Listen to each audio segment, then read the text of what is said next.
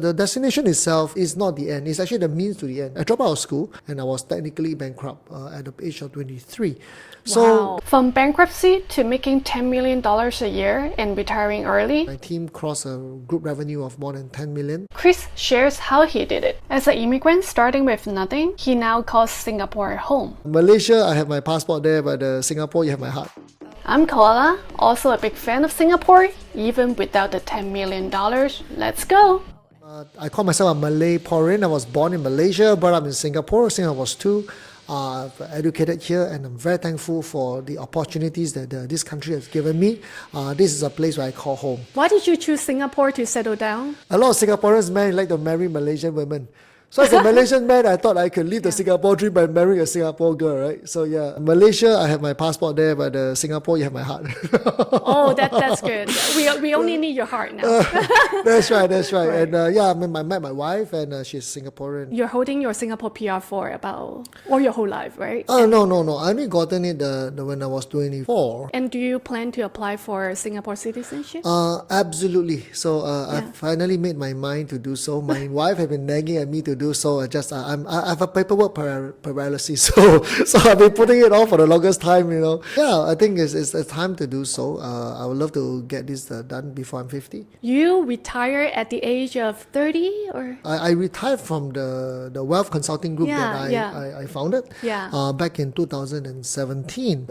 We are here to learn more about your successful recipe. Well, success is defined by different people, right? Of course. I would say that I'm thankful for what I have. There's still a lot more to accomplish, I feel. So I would say that maybe tell us how you started your business back then. I really discovered that I have a keen sense of entrepreneurship since I was like 8-year-old, when my sis asked me to volunteer to sell Christmas cards for the church. So I went door to door knocking at the age of 8. And how many did you sell? I think enough for me to buy realize that I'm some good at snacks. it. Very good. Toys, right? And I couldn't work as a Malaysian boy studying in Singapore. So your parents moved here together with you back No, then? my mom brought me up single-handedly. She brought me here when I was 2. And she wanted me to be educated here. Not that Malaysia doesn't have good education, don't get me wrong. It's just that she just felt that perhaps this might be a more suitable environment for me. Right. And I think that was a very good decision of hers, despite her being not educated.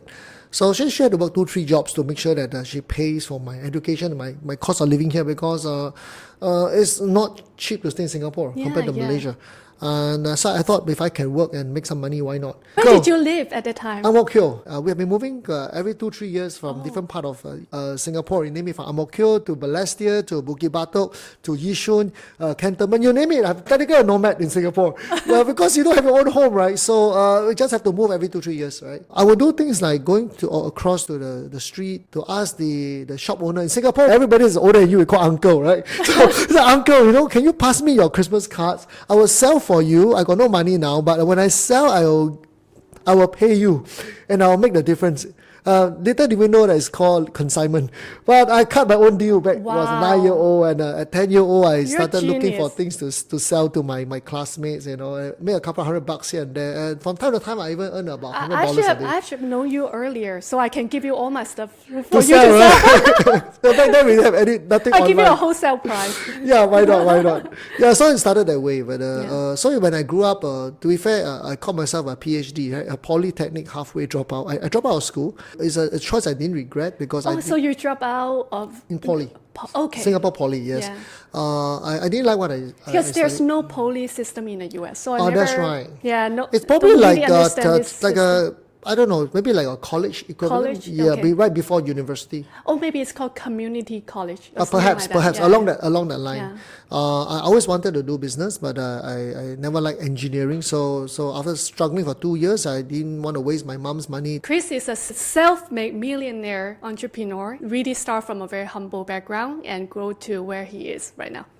Thank you. I think a lot of entrepreneurs, a lot of self-made millionaires, even billionaires had humble background. So I think there's a certain joy in that journey. Actually, think about it, right? A lot of times, the destination itself is not the end. It's actually the means to the end. The whole journey itself, in fact, is the part that makes the whole experience meaningful.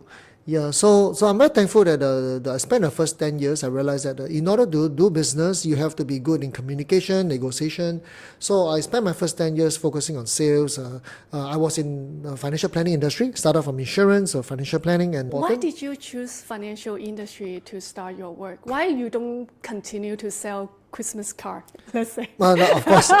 Christmas card, I can only do it like once a year. Hello.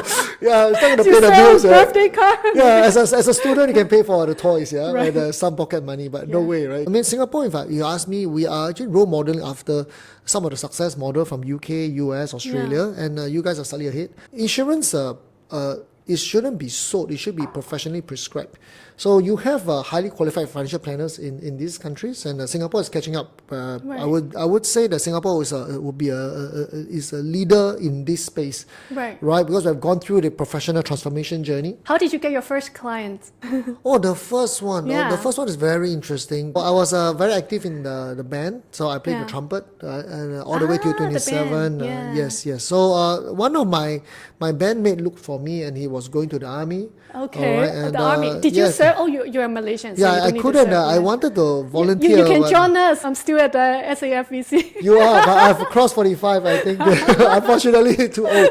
I may be fit enough, I think, but... Never too late. Really? Yeah. Really? I'm happy to explore that, yes. And how did you expand after the one? How do you blow up your business? I eventually started my own computer parts distribution company. In Singapore, there's a place called Silim Square. It's a place I where know you Silim wholesale. Square. You know Silim Square, Yeah, that's of right, course. yeah.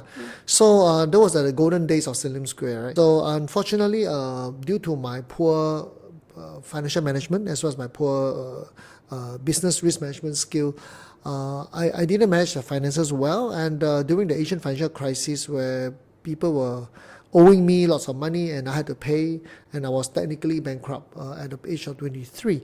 So Wow. yes. So in a way, but when one door closes, another window of opportunity opens. Yeah. So that's where I come across the financial planning industry, and I joined in 1998 December. I remembered. And that was the turning point of my life. Though there were a lot up and down, eventually made my first six-figure income annually from this industry back then when I was 25, 26. Yeah, I know you have a lot of experience getting the new lead and salesperson. How do you get the lead going when you have no track record back then? Well, initially I did all kind of cold prospecting, etc. But I realized that eventually the best source of leads is actually referrals. So and from there I became pretty good at referrals. I even wrote my first book, Referral Revolution. Wow. And many of my students have like 30, 50, 100 referrals every single month. Yeah, did you guys buy this book yet? If not, make sure to check it out. Yeah, please do. Yes, I'll include the link. Then I spent my next 10 years of my career in the financial planning industry, focusing more on agency leadership, culture building, system, etc. And it was from there that I discovered my true love is actually coaching and training, consulting work. So that's where in 2017, when my team crossed a group revenue of more than 10 million. Sing dollar. That's why I told myself it's time for me to move on to the next chapter of my life. So I'm now in my 10th year of my working life in this industry. And Awesome. yes. So thank you so much for sharing your amazing journey with us. For the next episode, Chris is going to share the millionaire mindset, what makes the rich rich, and what makes the poor poor. He also shares why Singapore is the best place, especially for the wealthy. Turn on your notification bell next to the subscribe button on my channel. Don't miss my upload. Yeah. Cool. Yeah, make sure to like, subscribe, share the video, and see you guys next See time. Hope you you. enjoy. Bye. Ciao. Ciao. On tiptoes, watching my diamond afterglow. I know you wanna take me home. I'm on my way, on my way.